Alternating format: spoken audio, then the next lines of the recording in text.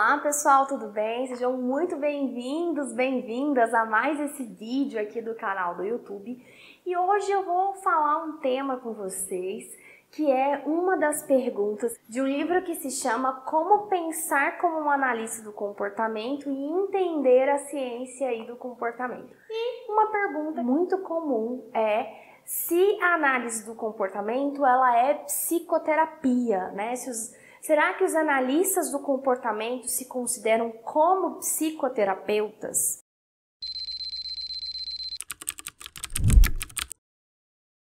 Bom, e para explicar um pouquinho disso para vocês, eu vou contar para vocês de um caso clássico que tem na história da análise do comportamento, que é lá de 1964, aí, se eu não me engano, e que traz o caso, é um estudo que é do Wolf, Risley e do Mies, de 1964, que traz o caso de um menininho de 3 anos de idade que tinha problemas comportamentais severos. E o que acontece? Esse menino ele tinha passado por uma cirurgia de catarata e ele precisava usar uma lente.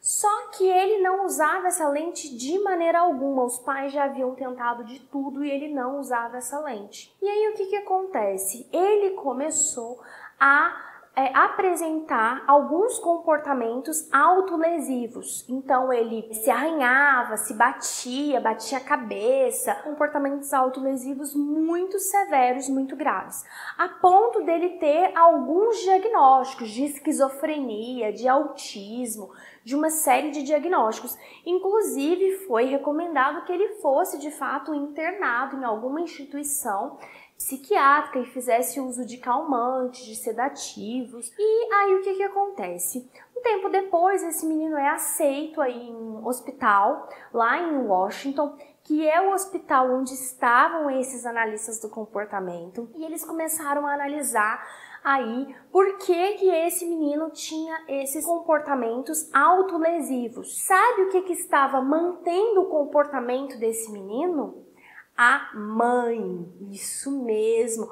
Nossa, então quer dizer que a culpa é da mãe? Não, galera, o que acontece? A mãe estava reforçando esse comportamento.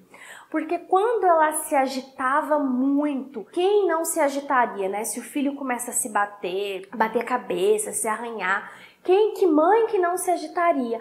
Então ela dava atenção, né, para esse comportamento. Então esse comportamento ele estava sendo mantido pela mãe, né? A relação da contingência que a gente fala, né? O que é a tríplice contingência?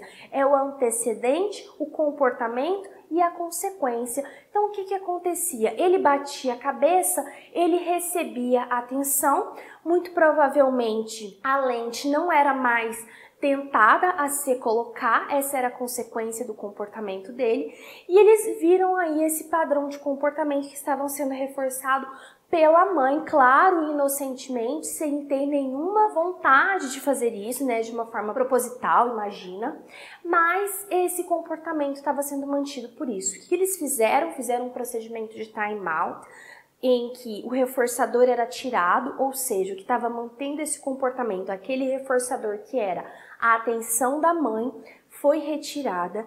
Em 1 mês e meio de procedimento, esses comportamentos autolesivos, eles reduziram a zero. Zero, isso mesmo, a zero. Se eu não me engano, se vocês colocarem no Google acadêmico, vocês vão conseguir aí esse artigo científico, é um estudo clássico da análise do comportamento aplicada, e vocês vão poder ler melhor todo esse estudo e ver essa visão de análise do comportamento. Então, por que é dado esse exemplo nesse livro? Para vocês poderem ver como um analista do comportamento, ele vai intervir, né? Ele vai intervir olhando para o ambiente, ele vai intervir para, de fato, tratar um comportamento que é socialmente relevante, que afetaria e muito a vida dessa família, a vida dessa criança. Imagina, um menino de 3 anos de idade, né? E no final das contas, esse menino ele não tinha nenhum diagnóstico.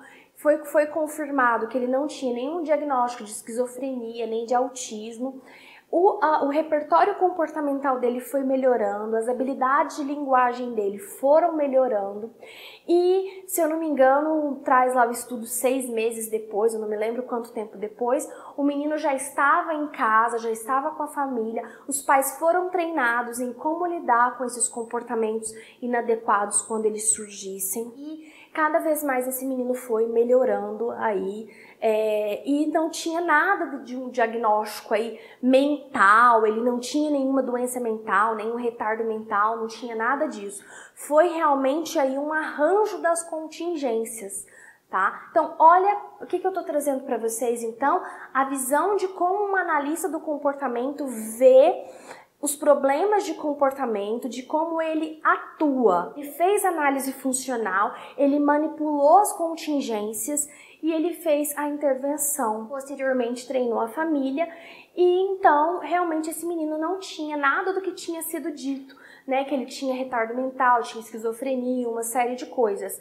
Então, a análise do comportamento é ou não é linda, gente? Mudou a vida dessa família. Desculpa, mas eu sou suspeita. Os analistas do comportamento não se consideram psicoterapeutas. A análise do comportamento não é psicoterapia. Ela é uma terapia que tem realmente esse olhar para quê? Para as contingências, para as interações aí do organismo com o ambiente, para que ele possa verificar o que está mantendo aí esse comportamento, quais são as variáveis que estão mantendo esse comportamento.